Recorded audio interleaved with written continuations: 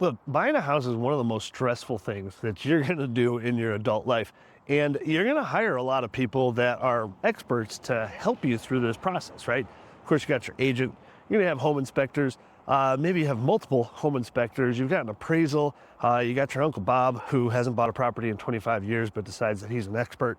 And during this process, you might get some conflicting information. And just recently, I had an amazing situation happen, right? And I've been in this business for 15 years. I've done, I don't know, 500 to 1,000-ish transactions. And every transaction, I generally learn something new. So about a couple months ago, I was working with some buyers, and we were doing some home tours. We were looking in the mountains, and we ended up finding the one, right? And you know when it's the one because your gut tells you it's the one. And that's your biggest thing that you need to trust in this world is your gut. And got it under contract. Everything was great. Higher priced home, right? So you go to a much further extent when you do home inspections, okay? It's just natural, right? If you're buying a $300,000 condo, you know, you might not get mold testing done, especially here in Colorado. Like, I've never had a house test positive, knock on wood, for a house, right? But you get a sewer scope done. This one happened to have a septic system, so we get the septic system checked out. We get a water analysis test run because it's on a well here. Want to check their filters, stuff like that. We had the mold test done. We have a roof inspection done, a general home inspection done. And the home inspector recommends something that I've never had done before, a stucco inspection, right? So I've never done a stucco inspection, right? And part of you wants to feel like, you know what a stucco inspection is. The listing agent's been in the business for 40 years. He's only had a couple stucco inspections done. So we're both floundering a little bit. So I call their recommendation. Now, these inspections, first of all, took about 3 weeks to get handled, and that is a super long time for inspections. You're dealing with multiple different inspectors, so you got to deal with schedules. I'm used to inspections getting done within a few days, right? Sewer, radon, general home inspection, great. That covers 99% of your bases. Not for this property. So home inspector suggests we get a stucco inspection done. We call the stucco inspection company. They're scheduled a few days out. It's $1,200, first of all, just for the stucco inspection. So we're probably at $4,000 just for inspections on this property. Definitely on the highest end that I've ever been a part of. And I've dealt with some high-priced properties before, but this one just kind of checked all the boxes that we needed to have covered. All right, so there's the stage. What could possibly go wrong? General home inspection goes great. Water analysis goes fine. Radon test goes great. No mold, no issues there. Awesome. Air quality test came back. Water flow rate came back good. Stucco inspection. All right, first of all, this thing was like 26 pages long. We get it back. And there's several pages with like red boxes and stuff. There's like little minor cracks around windows and, there's a couple of small bubbled areas. We're talking like a few inches. It's like a 5,000 square foot house. Okay, so there's going to be some stuff going on with this 20-ish year old stucco. So I decide, all right, let me call the inspector and just get his take on what he thinks about the stucco overall.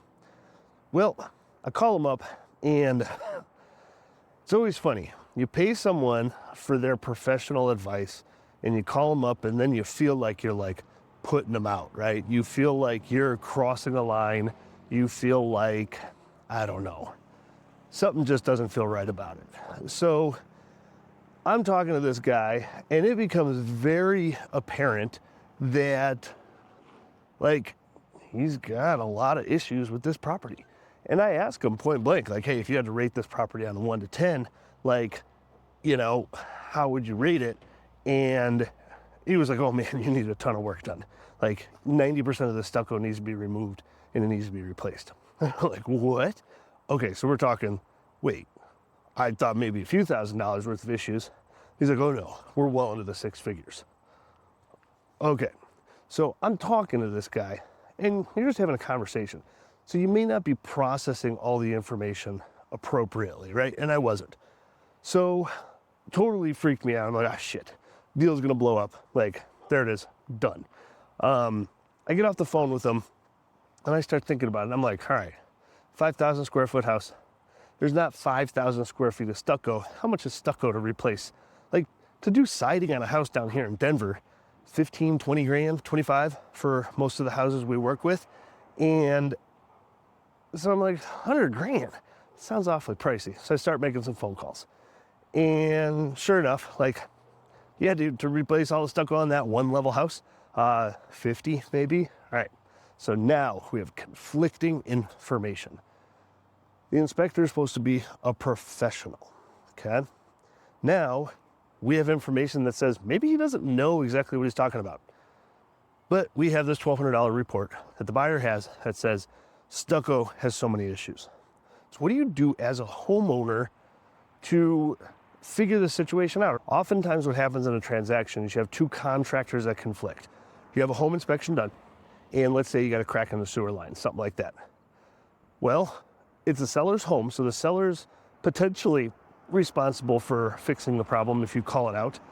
And maybe they hire a contractor to check it out, and the contractor says, no, there's nothing wrong with it. Maybe the buyer hires a contractor to get a bid, and the buyer's contractor says, God, the whole thing needs to be replaced. That's usually where a conflict happened. This one was a little bit different because it was between inspector to what turns out to be contractors. So talking with the buyer, now this buyer is awesome, level-headed, has done quite a few transactions in his life. And so we're just talking through it. All right, let's just go have a few contractors go out there and give us their opinion, right? So one contractor we get to finally go out there, and he's like, I can't even give you a bid to do repairs on this because there's nothing wrong with it. Okay, 100,000 to 0. That's our conflict. Then we finally talked to the original home inspector, and we're like, hey buddy, you're probably the only neutral third party here. What's your take on this? And he gives us his feeling. He says, hey, likely there's a few things that you can do, but honestly, yikes, there's not a whole lot to do. We then have another contractor go out there, very trusted person, okay? That's probably the best thing I can say you can do is, we had a licensed general contractor that we have history with, that we have experience with, that we had go out to the property and go, hey buddy, like, here's the report. What's the bid to do the work according to this report? And he comes back and he kind of says the first thing is the first contractor that went out and was like, man, this is really a stretch. You could do a few things, but honestly, man, if it were my house, I wouldn't do squat. So how do you resolve this? On one hand, as the buyer, you want to ask the seller to make things right. But then on another hand, you're like, dude, ain't no one gonna do 100 grand of stucco work when you got multiple people saying there's nothing wrong. So what you have to do in this scenario is you kind of have to, look at the angle of which your information is coming from, okay?